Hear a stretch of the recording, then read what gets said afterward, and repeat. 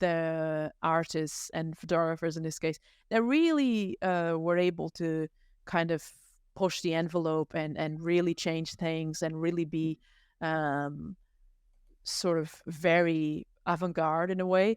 I think you have to be a bit crazy to be able to see beauty in the world. Thank you for inviting me and everything. I think it's awesome. Let's do this. I'm Yeah, excited. let's do it. So, where actually, I see on your website there that you are based in the Republic of Ireland. So, where in Ireland are you? I'm near Dublin. I'm coming and going between Ireland and the UK. So, and basically, when I'm in Ireland, I kind of am near Dublin. So, but I have to say though, I I still need to travel a little bit through Ireland to get familiar. I don't know much yet about Ireland. So, That's funny because I hear and whereabouts are you based? a bit of an Irish twang in your voice there. So just rub it Yeah, off. I've kind of Yeah, and I've kind of gotten that because half my family now they're Irish, so I deal with them all the time. So I've noticed that as well when I'm speaking that sometimes I do have used some expressions, some very Irish expressions. But I it's kind of like a mix of things for me right now. So um but yeah, what about you from or you're based? I'm assuming that you're American. I'm not entirely sure. I haven't listened to enough. Sometimes if I listen to enough, I can disclose between Canadians and etc. But it's the about that gives it away. But I haven't seen that from you, so I'll assume that maybe American. I am Canadian. I'm from Ontario, but Oh, for there the you go. last like 2 years and a bit, I've been out in Alberta, which is out west, and actually between the Western Canada Oat. and See? It's the oats. I just caught it now. between the west and the east in Yes, Canada, Canadians there's a big away. out here they have shorter sounding A's. Like for example, in Ontario, you'd say hand, plant, van, sandals. But in the West, it's van, hand, pan, van. It's like a shorter, flatter. Yeah.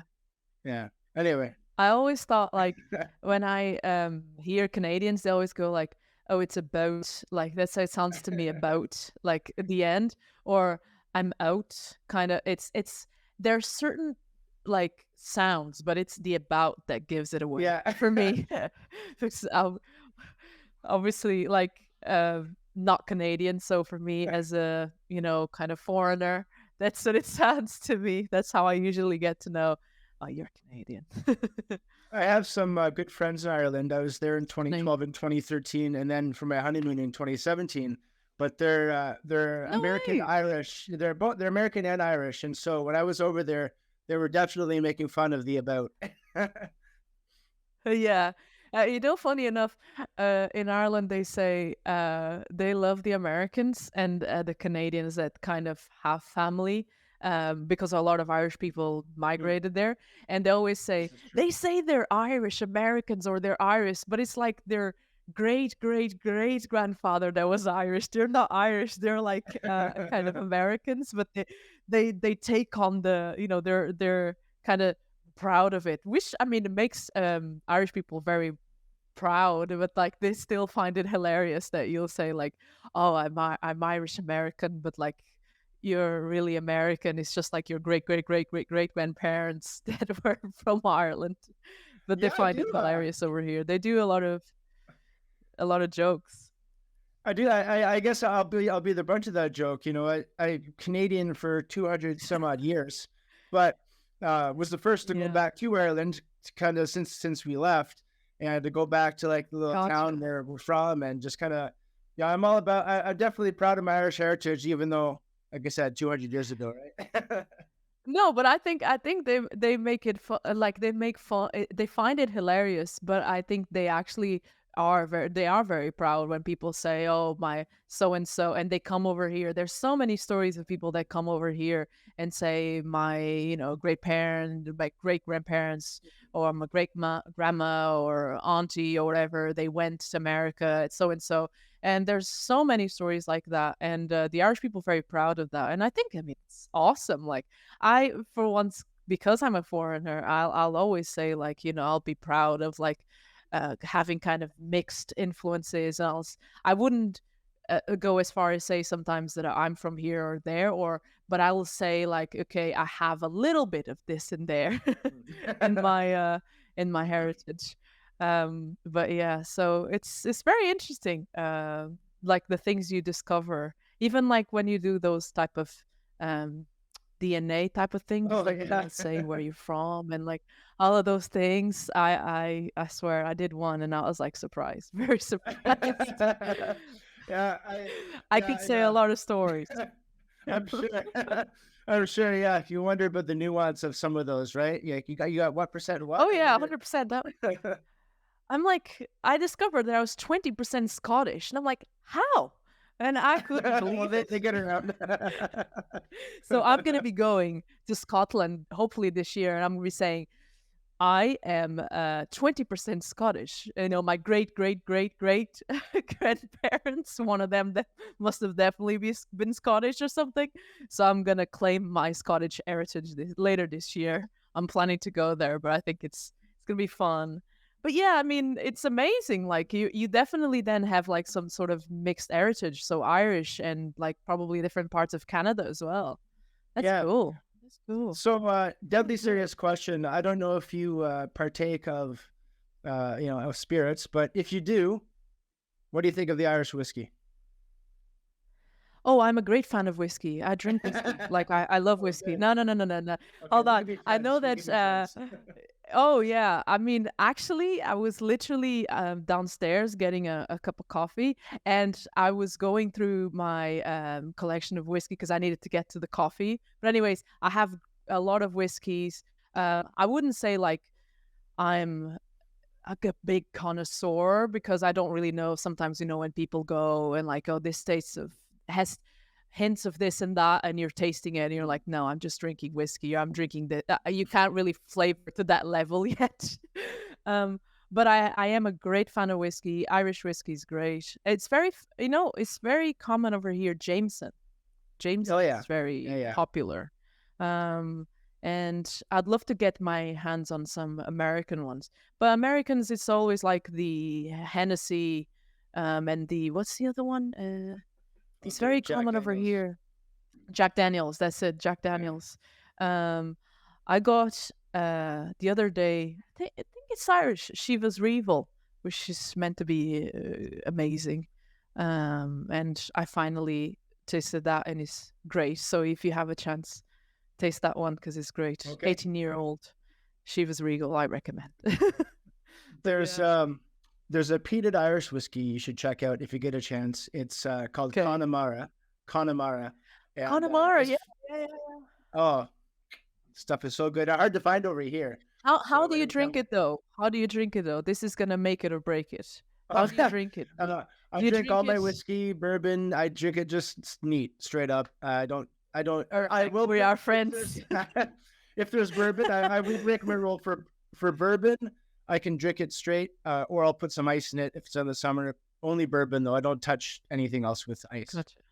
Yeah, Gotcha. I love it. I yeah. drink it either straight or with ice. But yeah, I mean, because I usually say like, I mean, I just love the kind of sensation that it gives you down your throat.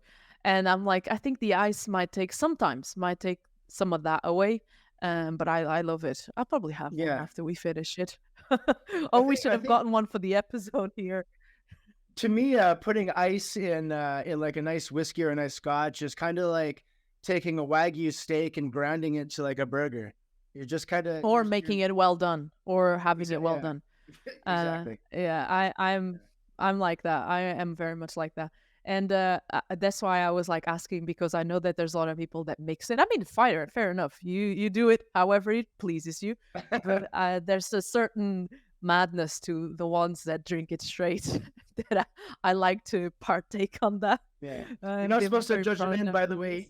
You're not supposed to judge a person by the way they drink their whiskey, but I do. I do. I'm sorry. I do, I do, I actually do, and I know that because say if I don't mind, say for instance, like people drinking my whiskey, right? But if someone's gonna drink my whiskey and they're gonna drink it straight with something else, like with mixed with Coke or whatever, I'm just like, what are you doing? If you're Yeah. gonna just drink it, Shame. don't waste it. So yeah, Yeah. no, Irish whiskey is amazing, and Scottish as well. Scotch, they call it Yeah. over there, but it's the same thing. Yeah. Yeah. Uh, Actually, my favorite distillery is a Scottish distillery, Auchentoshan, and they make amazing Scotch. okay, I don't think I've heard It's of that. Auchentosan, I think is how you spell it out. Okay, gotcha, gotcha. I recently the last bottle I got was Method to Madness. It's called, and it's Oh, Irish. that's you said that Jameson is common. Jameson is actually kind of a brand before it's a whiskey, but Yeah, that's right. It's not. It's yeah. not like. No, no, no. I But agree completely. Method to Madness is actually a Jameson brand, and that's where they do their experimental, where they're pushing. That's where they do like the craft, versus Yeah. the marketing or whatever. Jameson is their moneymaker, but then they do kind of have like their spirit Okay. first kind of thing, which is Method to Yeah, Madness. So because I mean, Jameson is like it's the very. It's not that it's not bad, but it's decent, right? It's common. But like if you want something a bit more, like you have to go for something else. I definitely have had a fair share of some, like when I go to a bar or something that I don't remember and I try to remember the names and then I forget and I was like, no. But I try to now, every time I go to a bar and I try a different one, I'll always write it down. But over here, actually, there's a great selection of like whiskey when you go to a bar or something. Especially because obviously Irish people, they are true, they live the stereotype of like they are good drinkers. They like to drink. I don't necessarily think that they drink a lot, but what they drink is like very strong. They like hmm. strong drinks. So I feel like, they do have like that sort of stereotype, but they kind of fit into that stereotype of like they are connoisseurs. They know what they're drinking. But one thing I'll tell you though is like definitely don't come to Ireland and ask for like a half Guinness, because I had that experience and the guy in the bar looked at me like I was like a maniac. He was like, Yeah. "What? Wait, are you sure?" And I was like, "I just wanted to try because I wasn't sure. I'm not a big like kind of beer person, but I tried." And the guy, I swear, he's like, "Oh, you better make it a pint, love." He was telling me that. I had to go for one, and yeah, it was an experience. So one Uh, thing I'll always say to people: if you visit Ireland, definitely never ask for a half a pint of anything. People will look at you funny. Man, I do love it out here in Alberta so much, but you're really making me miss miss Ireland. I love it You there need as to come well. over. Oh Yeah, yeah, I you need to come absolutely do. over. How with the craziness of everything in the world and in Ireland, in Dublin actually, how is everything over there? Yeah. Kind of boots on the ground. How's the feeling there? And what's it like as a Uh, photographer to there? be Do you get and shoot any of that? No, because it was all kind of it was very weird. You're talking about the Dublin thing, right? Yeah, The yeah. the riots. The riots only lasted like a night for well, from what we know, or at least what I know. It was kind of very weird because the whole thing unfolded. I remember, why there was the riots is because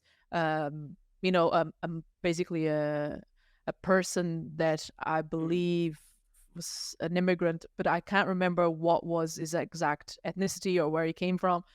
But he stabbed little kids at a school that were coming from school, and basically the sort of far right minded people decided that it'd be great doing that, even though like the person that also saved that kind of groped the guy and like was handling him was also an immigrant, but they only saw that the guy that was stabbing people was an immigrant.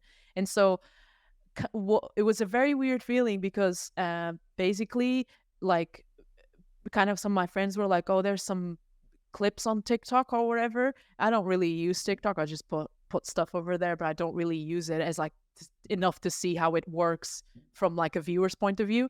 Mm. But anyways, and they were like, "Oh, there's weird TikToks of people saying like, oh, shame, this and that, and like, we need to unite for our country." And boom, nighttime. This was like a few hours later. People were out in the streets, and it was so dangerous. Like they had like people coming in, like the guards, and some of the Garda people were actually assaulted and stuff like that. It was crazy. It was crazy, but it only lasted a night, and then after all, I think they gained a bit of control. I think it would have been interesting as a photographer, but you can't. I mean, as also an immigrant, you'd be thinking maybe we should be careful about like going somewhere like that, because one thing is like if you have no interest, so to speak, but then Mhm. if you are an immigrant and you're going to photograph, like they might actually ask you like what you're photographing for, and it could Mhm. turn definitely wrong for you in a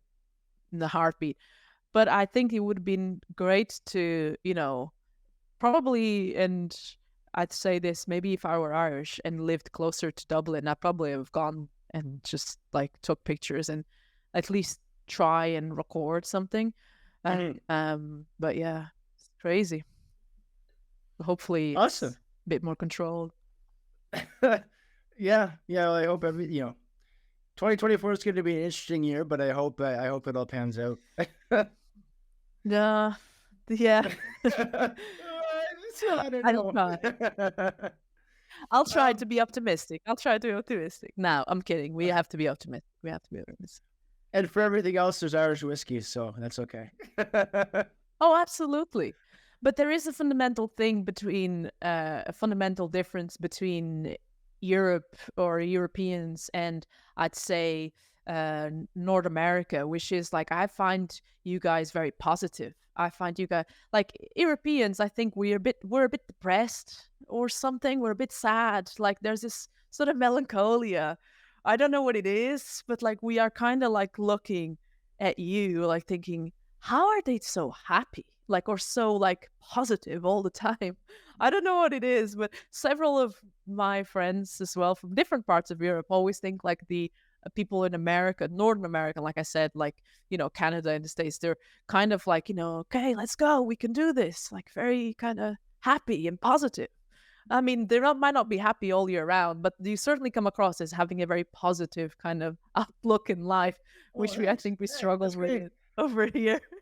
I think the secret from coming from Toronto to out here to rural northern Alberta, Mm, um, I think the secret is just connection to nature, connection to the land. Really, just kind of yeah, I can see where washes you're the soul coming for from. sure. Yeah, yeah. So hey, if you get a Yeah, chance, go like hug a tree and go for a swim or something. Get out in nature. We have mountains here which are life changing. Just to see and experience them, it's just very humbling. You know.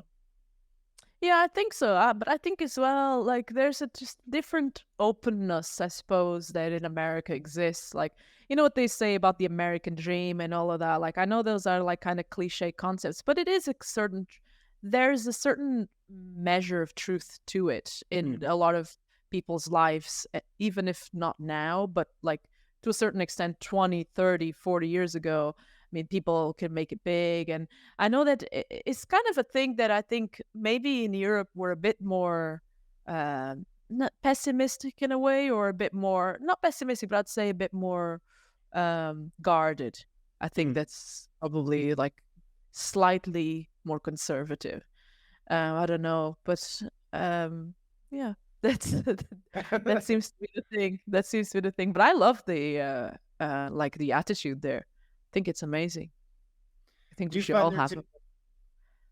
do you find Go there ahead. to be a yeah? Sorry. Do you find there to be a in the photography and the photographers that you like, and we'll get to kind of YouTube channel in a minute, where you Yeah. highlight a lot of these photographers and street photographers. And do you find there to be a significant difference to you between the photographers you're drawn to in terms of being a European versus kind of North American photographer? Yeah, I think so. Yeah, that's definitely. And I think one thing that I've learned with my channel is definitely appreciate different styles of photography and appreciate like different viewpoints in life. I think if we look at the work of someone like um, Elliot Erwitt, for instance, who made an entire book dedicated to dogs, and he had this incredible ability to capture life and also to capture the funny moments in life, similar to like Gary Winogrand would have with certain images that he produced that I think they were very kind of flattering of the everyday life. I think there's this sort of I wouldn't say I think it's more a positive, uplifting thing with some type of American photography when compared, or photographers when compared with the European takes on it. I think if we look at street photographers, let me think, maybe Cartier-Bresson, or um, I'm just thinking the guy that I was just looking at, forgot his name. I'm looking at my shelf there, or Kodelka, for instance. Like, there's definitely something a bit more, not a reclusive, but a bit more withdrawn, and like a sort of ability to probably think live or something. And I think like in each different, in comparing American photography or Northern American in this case, because I think like there's so much when we talk about American photography, but say the States, okay, or some of the images that I've seen of Fred Herzog, Canadian photographer, um, a German Canadian photographer. I think it's very interesting to compare the different images that were produced in similar times, like, and that obviously comes from the photographers themselves, but also like from the culture they're inserted in. And this is why I feel like there's this more positive outlook in America, I suppose, even though not all. I mean, there's plenty of photographers that don't really, American photographers that don't really go for the highs of life. Example, Bruce Gilden. If anything, later in his work, he was very straight to the point and very raw in his images. Or Bruce Davidson with Subway, for instance. It's not about the positive, it's not very positive and not a positive outlook in life, but it's certainly a very beautiful, colorful, and deep kind of outlook in life. But I don't know. I think it's a cultural thing. And I really like to be exposed to that when I'm making videos in the channel. So while you do look at all sorts of different photographers and different styles, there's got to be, a selection of a few that stick out as. Oh yeah, you can't say you're the best because I think that's subjective, but you can certainly say your favorite. So who is your favorite? I actually lately I've been very very attached to Eugene Smith. My last video at this point, because I have a video upcoming, but I won't be able to post it for a couple of days. But my last video was on Eugene Smith, and over the last months of the last year, I focused a lot on his work, and I definitely consider him a great, great influence, like so many others. But he definitely has a sort of depth associated to his work that is just, I mean, you'll be in awe, like you are in awe. There's nobody that haven't met, and I'm sure there's been plenty of people that won't like his work, but a majority of people that I've met that I have had the pleasure of talking about with, about the work of Eugene Smith, they all say the first time you encounter Eugene Smith's images, you're in awe, like complete awe. Another photographer I really, really like for very different reasons, and he's European, is Henri Goyard. I made a video about him several months ago. He's a street photographer, so it's not really similar to the work that I do, but it's more so he has taught me to look at street photography a bit differently, because in the previous times where I tried to do street photography, I wasn't really happy with the images that I was doing. Because it's not about being good or bad or being a strong or lesser strong composition. It's about like what you also what you see in your photos and if you feel there's value in them. And I wasn't really feeling it. And when I looked at the photos of Ariguaya, I realized that there are so many things that could be a subject um, in street photography, color, shapes. You don't have to necessarily capture people, which is something that I've never been that keen on, I suppose. I can do it, and I have done it for multiple reasons over time, But I think he definitely taught me that. And when I looked at his photos, he was very inspirational. And some of the photos that I've taken quite recently in Paris, I think were really inspired by him because he taught me to look like deeper into things, like lines and contrast and stuff like that. And I think it's amazing. And that's why that in many ways I feel like I'm blessed to be able to do what I do, which is I get to discover all these amazing photographers. But I have the list will go on, but I definitely won't carry on and on because we'll never get out of here. But yeah, I mean, there's so many.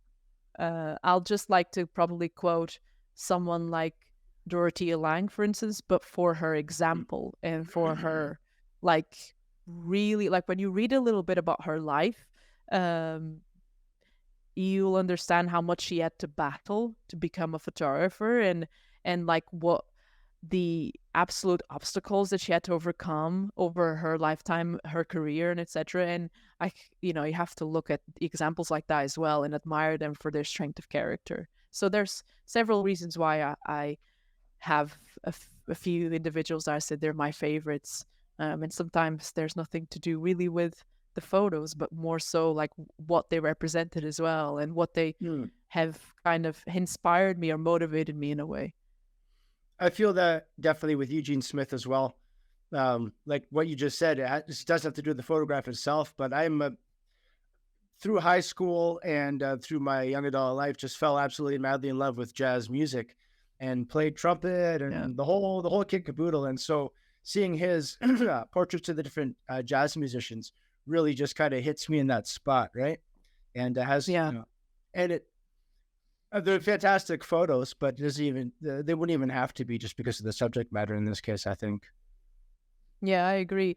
I think his passion and his dedication were so like intense, and in a way like someone like him that worked as hard as he did, and obviously it's not healthy to to do what he did as well, but I'm saying this because to me sometimes it is kind of a motivating factor, like, you know to keep being consistent or to keep understanding more layers in photography. I think his work is so much deeper, that sometimes even I don't know if you had this experience, but I had the experience of like I've seen a lot of his images.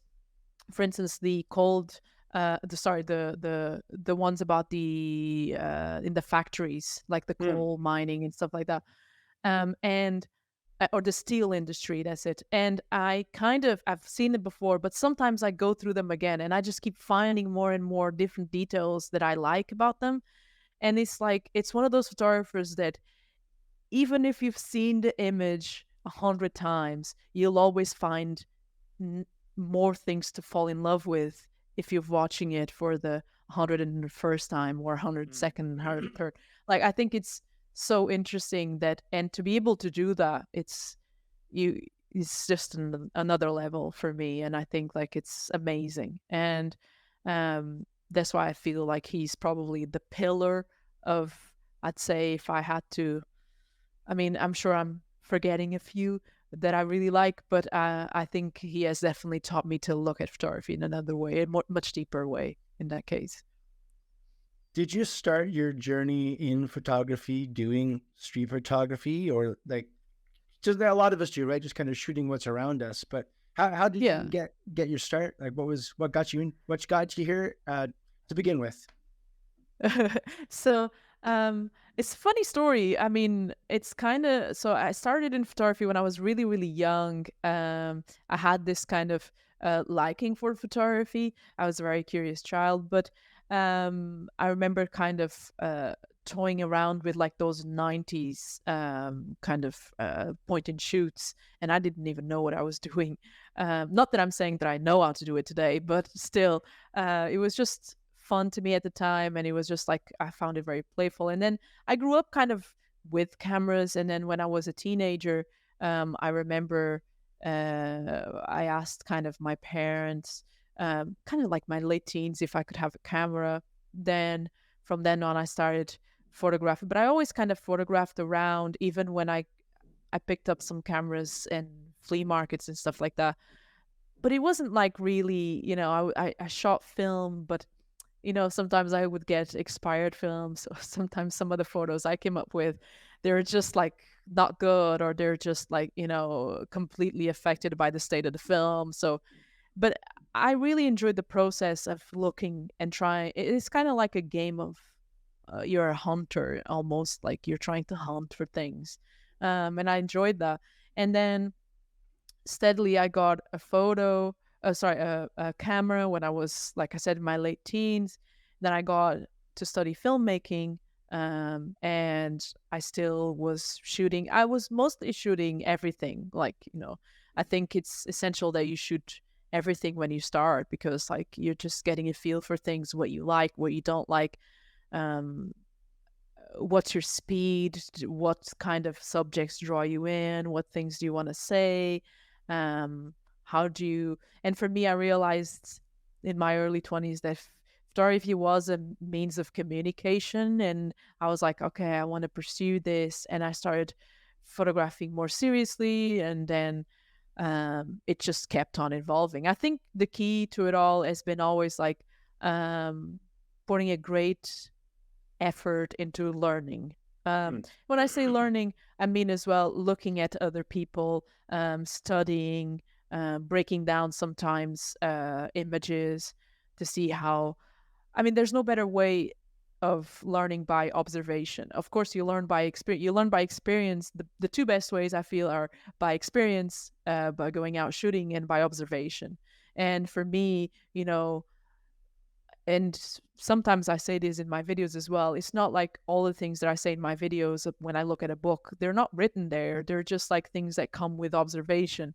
And so it's such an important tool to develop. And so I've put a lot of effort since my early 20s to just kind of really learn to look into things, and look around me, be more present, and as well reflect on it, because I think it's super important. Because sometimes I like to look back and analyze what I did, and I think those are that was kind of like my path with photography.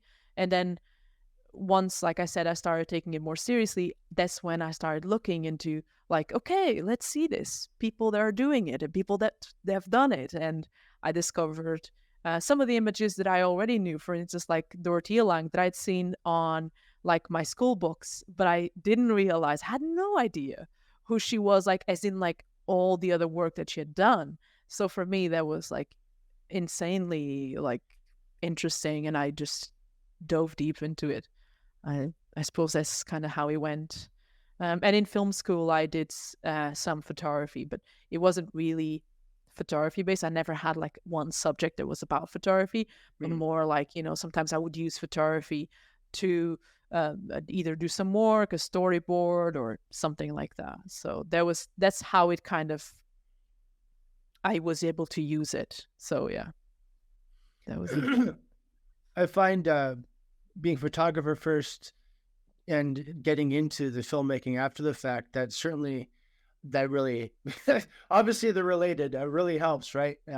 Yeah. Not necessarily in like all the other aspects like storytelling and all like the whole kit caboodle that goes to filmmaking, but at least in how to compose that shot. So did you started like you started doing photography and then you got into filmmaking, or you kind of did both at the same No, time? I think it was all on par. It's very interesting because some of my earliest memories is being a kid. I remember that I've said this before, and one of my fondest memories of my childhood is being a kid and watching Charlie Chaplin movies, and asking my granddad, who is that guy on TV jumping like in the factory? In this case, it was Modern Times that we were watching. I'll never forget that. And it just he explained it to me, and I've always had this fascination with filmmaking, and so I think I kind of realized, maybe I think it's just by accident, and I obviously placed it together much later that yes, I could do both things, or yes, they're both things are so related, but it was kind of on par. That's why I say it was on par, because I would be interested in photographing people and stuff. And then, when I was not doing that and I had time, I'd be watching movies and I'd be breaking down. And I used to do this thing that I didn't realize it until like literally a few months ago, when I found the notebook that I had of it. That was so important, that I used to basically watch movies and either take pictures of the television or take print screens and then print them. And that would be, which is kind of like photos, right? But to me, it would be in a way how I learned about composition as well, like by stills. And by practicing stills, I was able to then kind of realize how important composition in storytelling is when you're, creating a moving sort of Mhm. pictures. So it's kind of, it went hand in hand, I'd say, um, one with the other. But yeah, I think now, and like I said, a few months ago, I found the notebook where I had all those little images that I had printed, and I was like, yeah, that makes sense. That taught me a lot. So yeah, super helpful. Okay, so here we are at a meaty part of the interview. Photography helped you to with your filmmaking, your storytelling. Composition helped you to do that. I have your YouTube Yeah. channel here. You do a great job, by the way. I'm a big fan. Oh, thank um, you. Thank you. so, can you explain the learning curve in term not just filmmaking, but in terms of now YouTube channel, because that's a whole other beast, right? There's the photography that Yeah. helps the filmmaking, that helps the YouTube, but YouTube is a whole other thing. So, viewers of Oh, this yeah. channel would probably love to hear kind of your journey there and kind of some of the things you do to get people to click and to watch. Okay, And gotcha. you got a great style. So I don't know if you want me to pull up your channel here. Yeah, sure. Um, Man, YouTube, it's a whole ball game.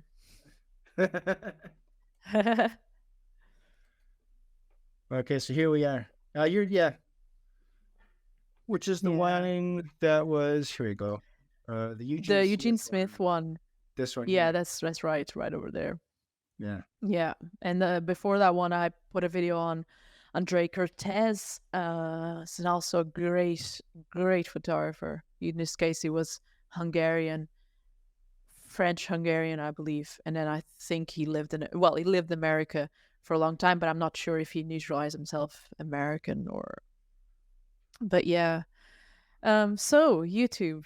YouTube, I think YouTube is one of those things that I know it's always been there. I mean, I'm a kid that grew up, you know, I mean, I grew up with all this sort of new technology and all of that, and I remember being a kid, like literally going to the most like prime primary kind of simplest YouTube pages, because YouTube used to have this like really kind of classic layout.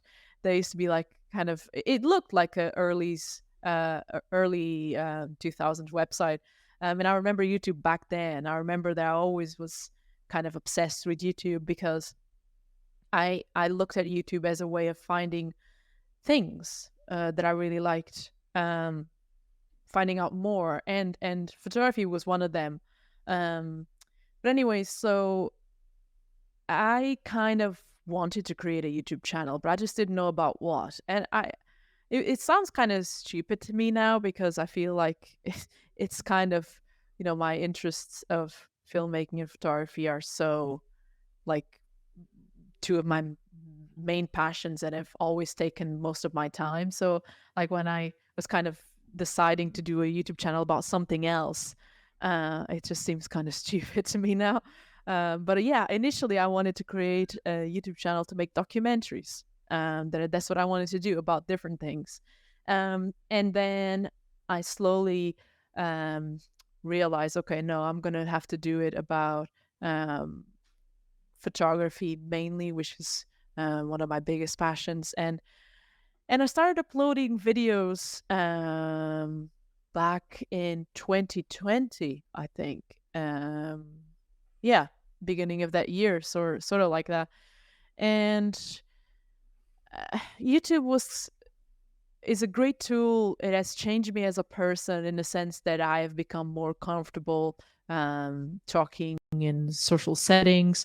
It has pushed me to be more creative. It has pushed me to be more curious.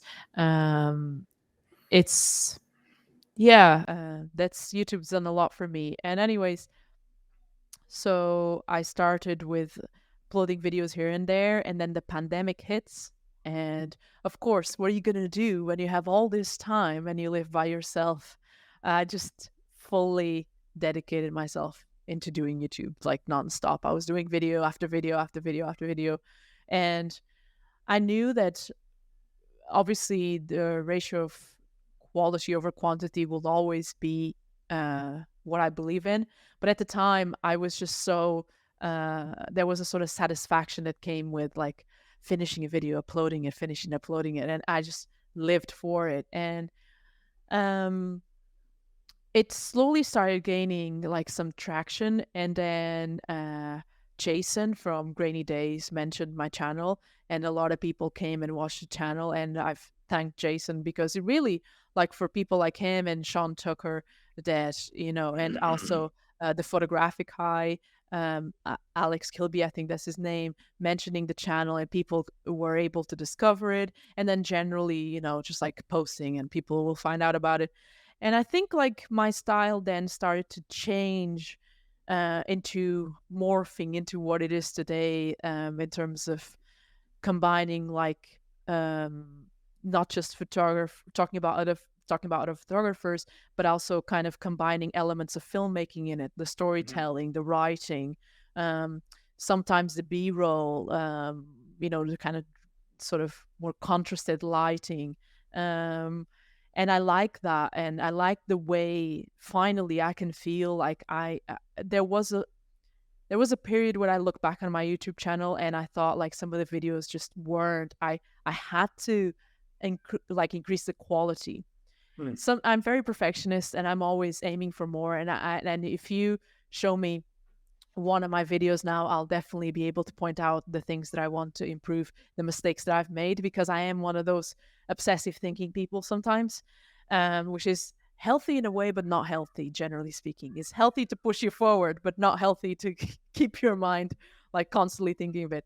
But yeah, so and over the I'd say the last year in particularly, I put a lot of effort into changing that style, and making it more of my own. Like, not just in terms of writing, I focused a lot on that, but also the editing, the music, which is super, super important for me. I like building the intros, I like doing all of that. So it's it was kind of natural. In the beginning, I know I was doing a couple of different videos, kind of like sometimes I'd go out and photograph and whatever. That doesn't invalidate that I won't be doing it, but the way I'll present it, it won't be like the same.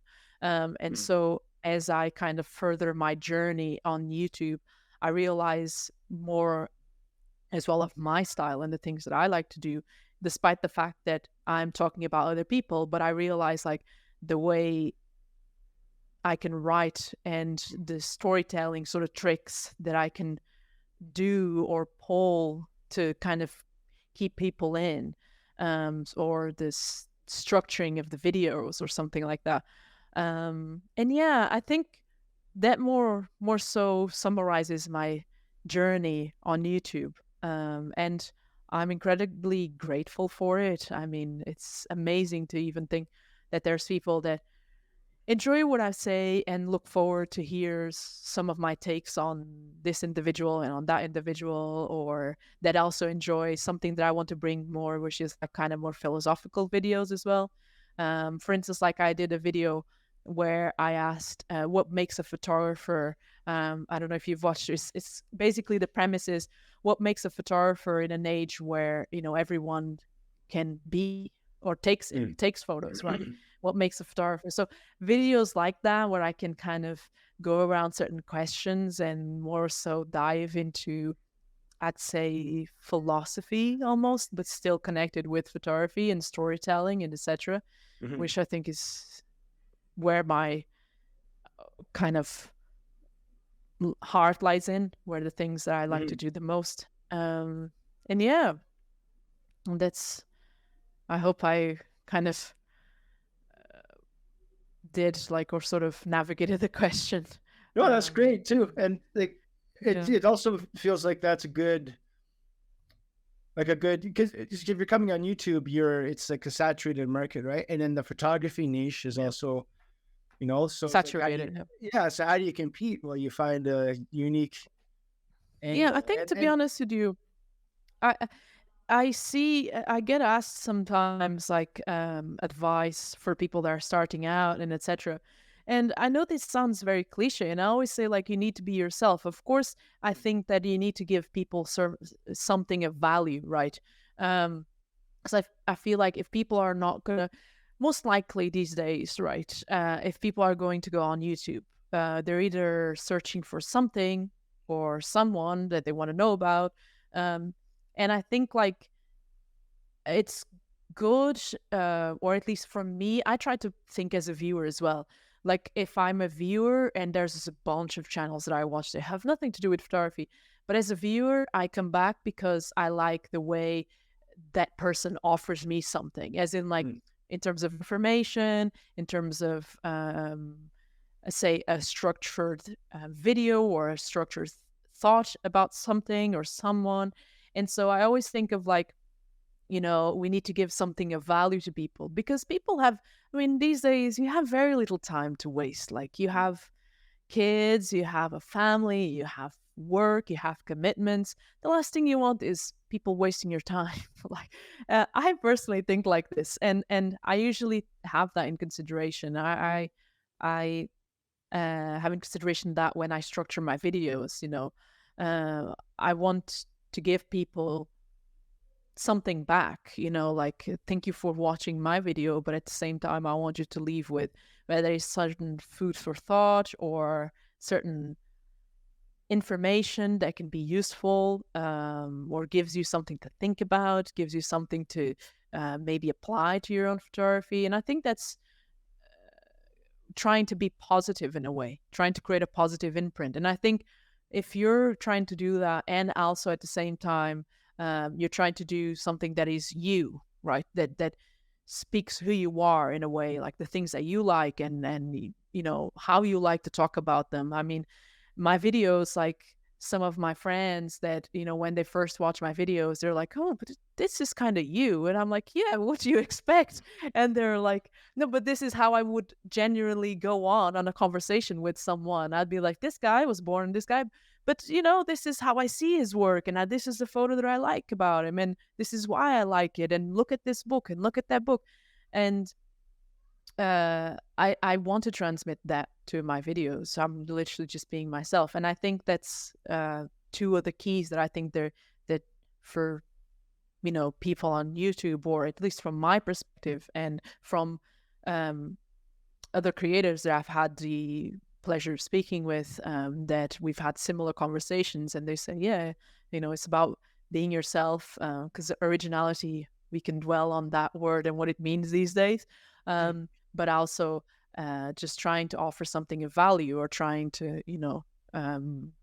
just contribute positively to the community, because photography is a small niche on YouTube, very small, I'd say, compared with what is the general YouTube viewing. I mean, you have people with per video like millions of views, like compared with photography. I mean, you can definitely get those numbers, but I mean, not in the like Mr. Beast sort of style, Yeah, which is yeah. very common. But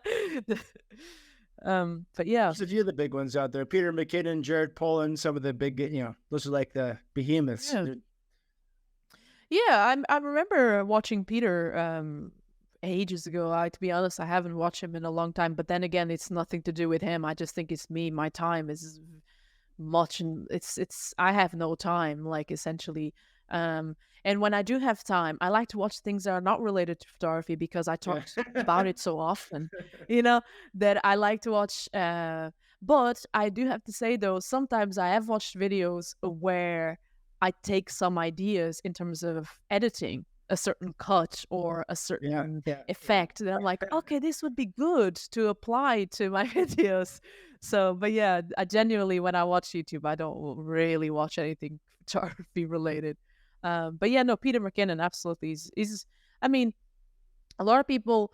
I don't know why, but sometimes I get this like, but maybe it's the toxicity of Reddit or something, that there's a lot of people that, pardon the expression, bitch a lot about him or whatever. But I think like your man's doing his amazing job. Like he's happy doing what he's doing. He started shooting film now. Let the man do what he does. Like it's he's happy. People are happy. People that watch him like him. You don't like it, just don't watch it. You That's what got I that. say. You got Um, the Irish slipped in there. You said your man. That's definitely an Your Irishism. man, your man. Yeah. Yeah, Yeah. definitely. Definitely. Your Absolutely. man there It's is definitely your actually man. And he's also another Canadian content creator, so got to give him props there. yeah, absolutely. And I mean, if you think about it, he's representing as well the culture. And I think like people are very reductive sometimes these days. I think it's great that he's also Canadian photographer, because at the end of the day, like it's kind of hard. And I don't mean this in a really bad way, but um a lot of people go like straight away they shout out loads of photographers that are American, but there Canada is its own culture. I mean, I recently found out about the work of Larry Towell, who is a Canadian photographer I'd never heard of, and he's an amazing photographer. And I think the fact that you have someone with a great viewership, regardless of what he's doing, if he's like shouting out this water bottle or a camera that costs $5,000 or whatever. I mean, he's doing his own thing, but at the end of the day, there is certain characteristics to the way he speaks, the way he's going to present things, the way who and what he's going to photograph that are Canadian. I mean, some of his photos are a lot of like landscape and stuff like that, Mm. Canadian landscape. I know he travels as well, but he does a lot of stuff around Canada, and I think it's great because it's always bringing views to the country and the culture, and I think Mhm. that's super awesome. And I hope that. I mean, it would be cool that every country had its own Peter McKinnon. Can you imagine? Imagine Peter McKinnon of Ireland. Here it is. Today we're gonna drink whiskey and talk about cameras. That sounds like it'd be something. Yeah, that just sounds like a Peter McKinnon video. Yeah, absolutely. But I'm sure that there would be lots of variations. I just remember as I did that example there.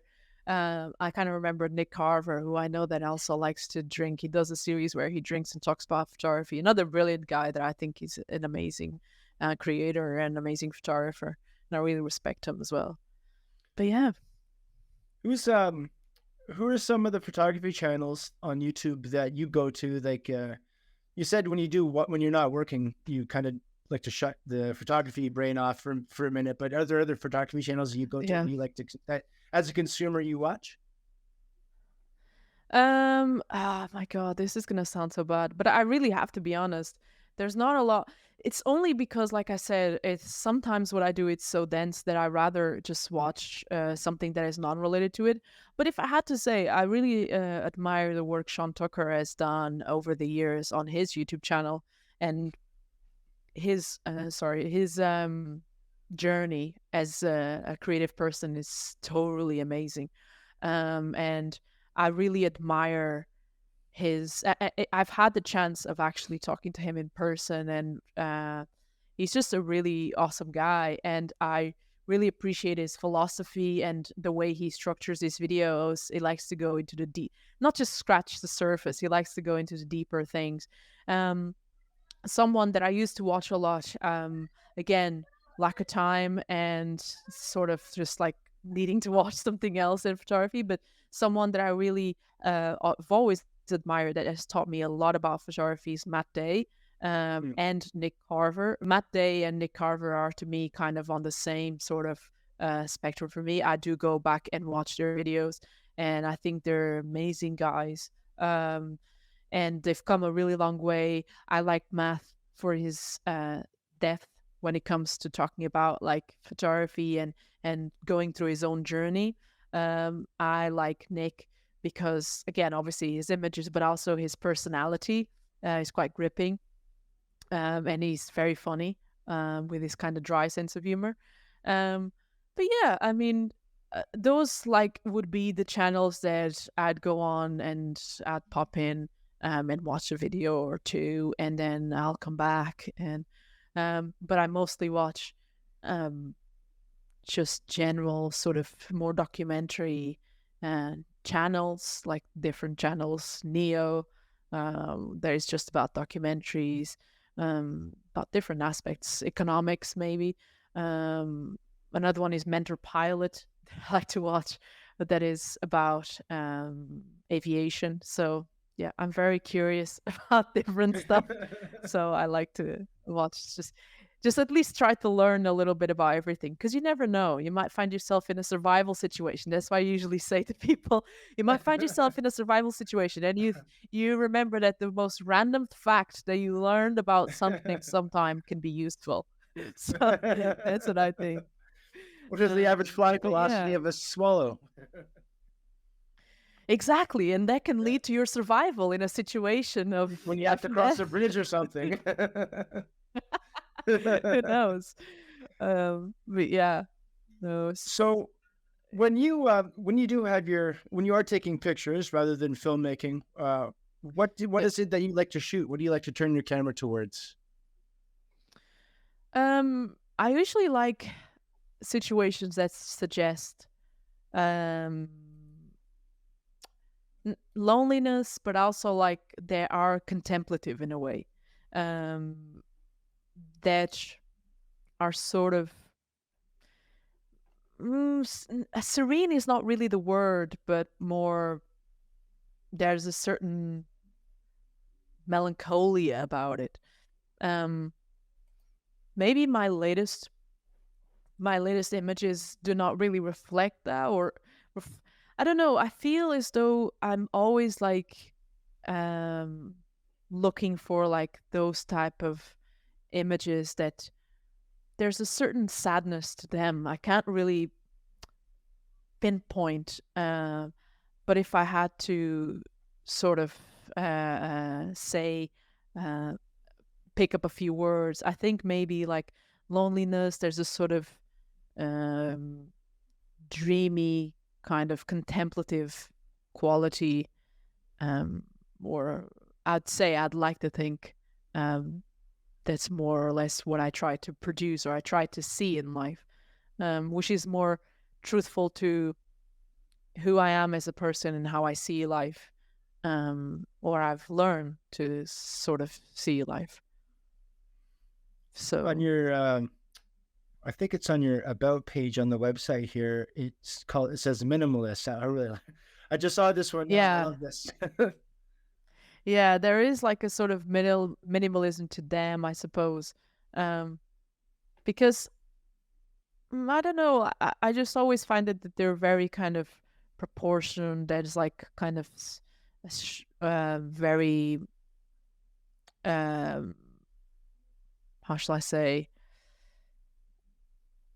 more visible lines, I suppose, or more like, there's not a lot of confusion, or they're not too complex. And that's what I personally would say.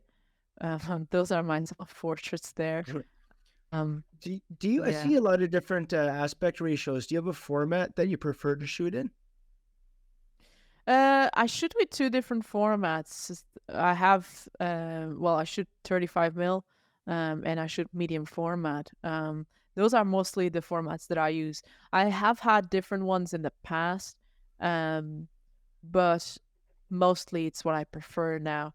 Just for the sake of trying and experiencing and learning, I think it's important to learn, or at least dabble with different formats as you go along, so that you can also mature in a way as a photographer, I suppose, like, and learn what you like, what you don't like, and etc.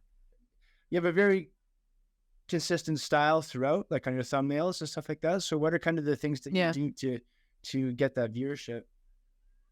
Yeah, I think titling and thumbnailing is, I mean, it's everything really. Like, when I say it's everything, because, I mean, it's like buying something you're gonna buy with your eyes first, and we can't avoid it as viewers. Even I, when I'm looking at certain videos online, I find, oh, I like that thumbnail. So I always try to have similar style thumbnails, in terms of like the sort of uh, um, text, very brief text, kind of like same sort of lettering. I try to go for photos that can create a big impact at first. For instance, the video about Eugene Smith, right, that we had just pulled before. I mean, the photo that I chose, I remember it's the guy with kind of the goggles, and it's kind of daunting. It's very, very strong. Like, it's an amazing composition. And then you have like career ending or something like that. I can't remember what I wrote, but I think it was something like that. And I think that just creates an immediate curiosity as well to see the video. And I try to get images that are sort of cinematic, that create a big impression, but also are suggestive in the sense that you kind of want to see more. And in there, I try to think as a viewer as much as possible, kind of the ability of trading shoes. So you can see, okay, would I watch a video if it had this thumbnail or that thumbnail? For instance, I remember, and I do play a lot with thumbnails. I try to select the strongest images from the photographers, and sometimes it'll end up like being a cropped version of it or something like that. And I meant this in a no disrespect. I know that, some people might think like, oh, but you can't crop pictures of others, but I think it's just more of like for the thumbnail effect.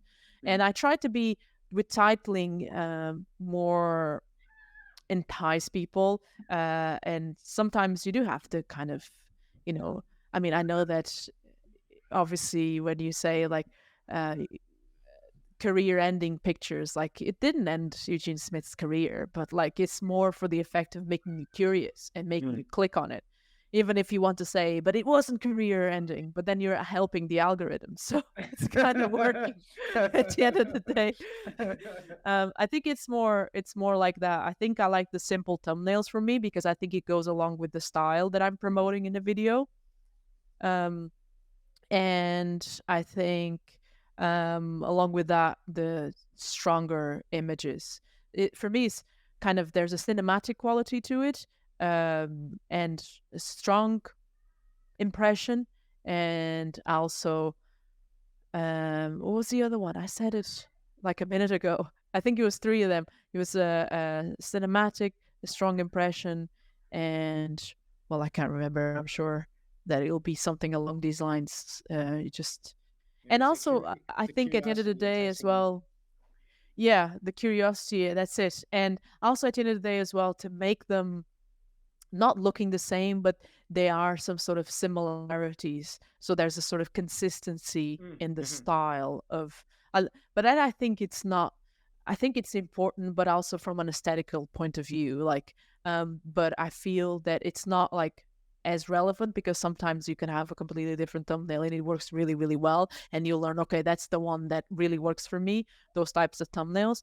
But I think, when it comes to thumbnails, I try to be consistent because I think the viewers there, well, my viewers or the viewers of my channel in this case, they're a very, matured audience. They're, an audience that is not looking for, um, the sort of surfacey video. And this is not to say that other people are doing surfacey videos, not at all. I'm just saying, like, just generally speaking, I think my audience is someone that are people that are looking for a deeper look into photography. And I think just my thumbnails might suggest that. I feel, I'm not sure now, but I dug myself in this hole, so I'm gonna keep thinking in this thought. Um, I'm gonna keep thinking this thought. Well, I think it helps, but maybe it doesn't. I don't know. I guess I'd like to hear what people have to say on this. I think But it, yeah. no, I think it probably does. I saw something that stood out on your channel actually on the home is you have your all the thumbnails, a lot of them are black and white, and then you have that one that's solid lighter that stands out for them in color, Mhm. like still styled kind of the same way. But yeah, no, I was just Yeah. taking a peek at your channel before we got on today. I noticed that solid lighter one jumped out because of the color. So do you do you like do you I choose think black it's and the white or cinematic color? quality as well. Yeah. Um, it really depends. I think usually color works best, because sometimes there's a certain type of like, kind of soul lighter looking images. Mhm. Generally speaking, they're very good for thumbnails, or at least I've always um noticed a good engagement, as in like people appreciating the thumbnail, or maybe the video has more comments, or it does not necessarily translate in views, but sometimes yes, more views, or sometimes even the messages that I get outside of YouTube about that video. So I think thumbnails like that work really well.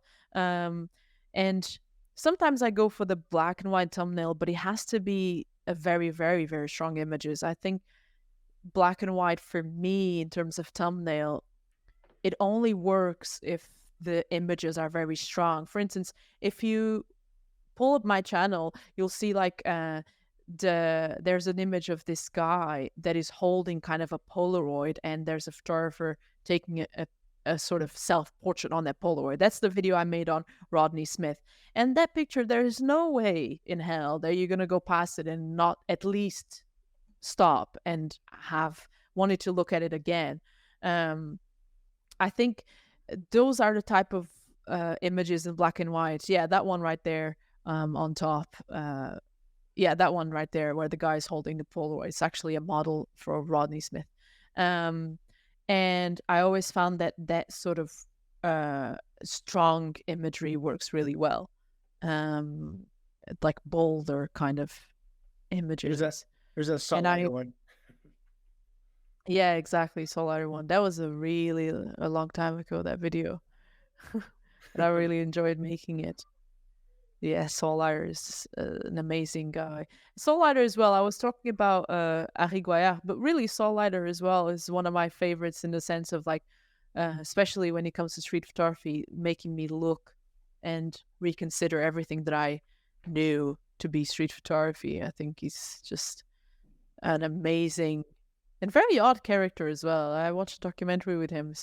This is a very like kind of mad hatter, but kind of genius at the same time.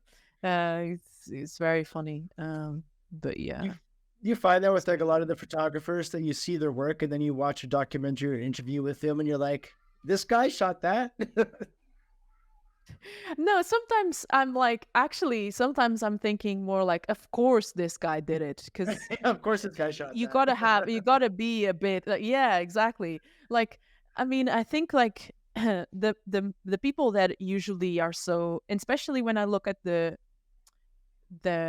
artists and photographers in this case, that really were able to kind of push the envelope and really change things and really be um sort of very avant-garde in a way. They were always kind of, very like kind of, I wouldn't like to say mad, because that's, it has a negative connotation, but they have to be like eccentric Hmm. in certain ways. And I think it does take an eccentric personality, or someone who um is kind of very um in their own heads, they have their own beliefs. Um and and I always found this with the photographers when I watched videos on them, or more so documentaries on them, like Gary Winogrand is another one that when I watched a documentary on him, I wasn't surprised at all with how he spoke, how he acted.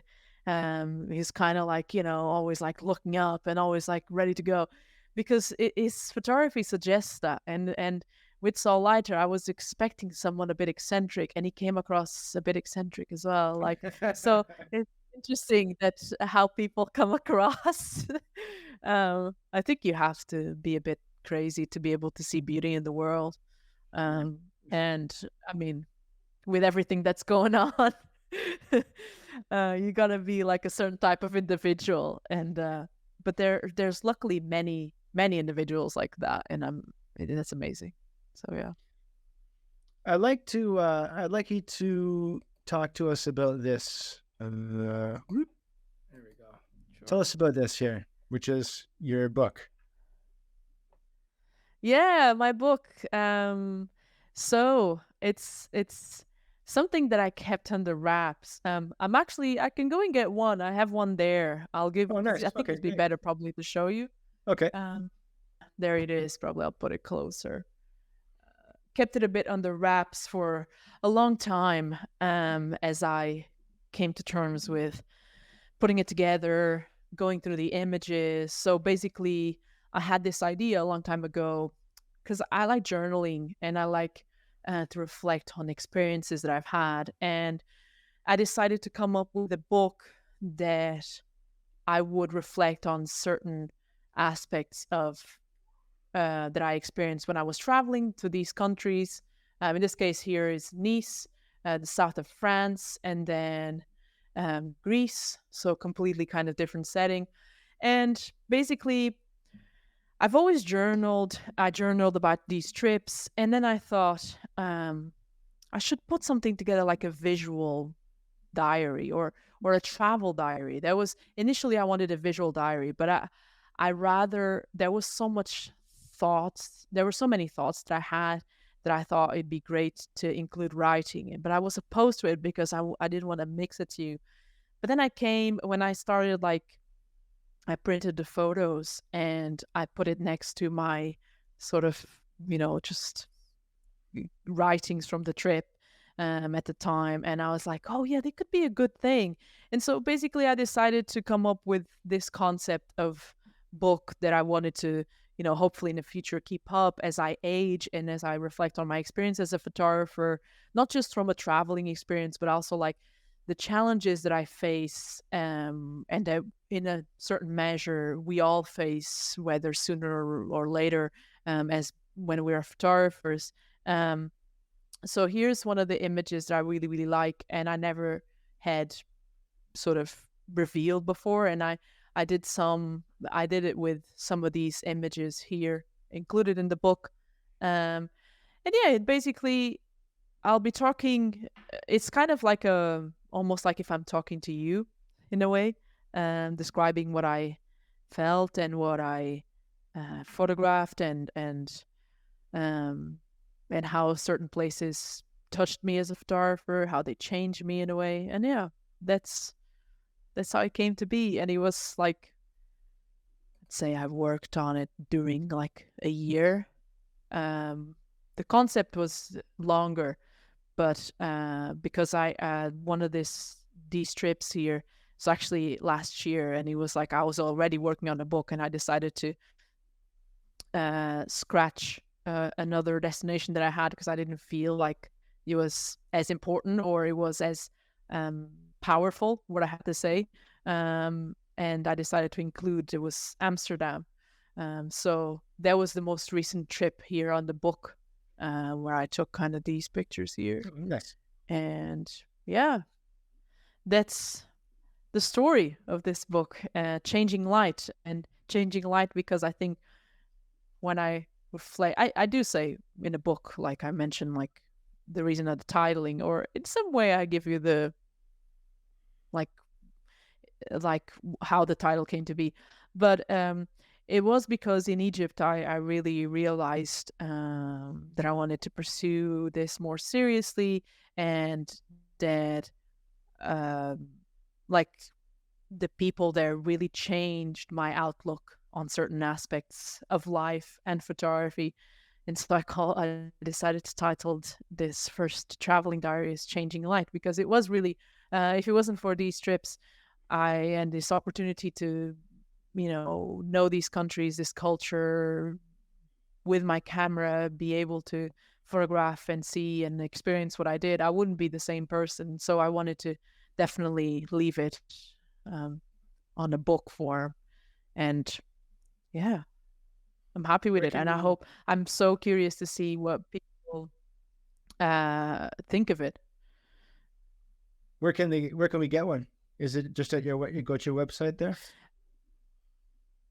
Yeah, so the book is sold out at the moment because I was doing a first round during December, the whole month of December.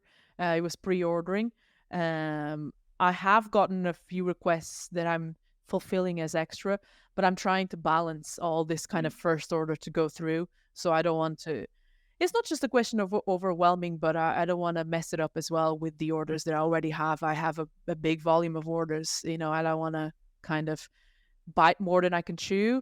Probably I'll do a second printing kind of round, and I'll let people know if I do.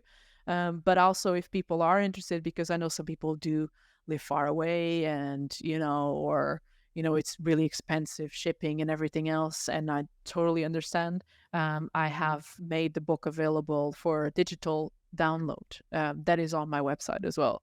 So if for now you can have access to it through the digital download. So yeah. Awesome. Tatiana Hopper, photographer, filmmaker, traveler, whiskey drinker.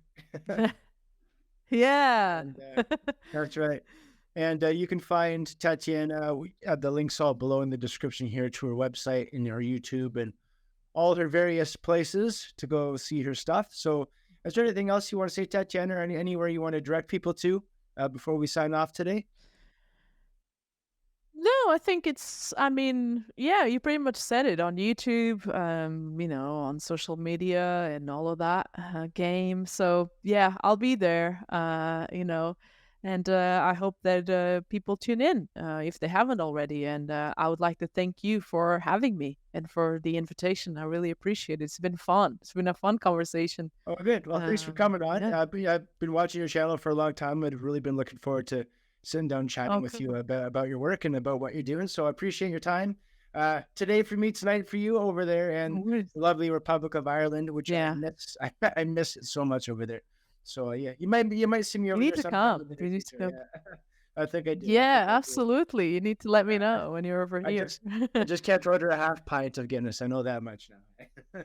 Yeah, you can't do that. You cannot do that. All right. Slash it, my All friends. right. You have a good one. We'll talk to you soon. Cheers. Bye bye.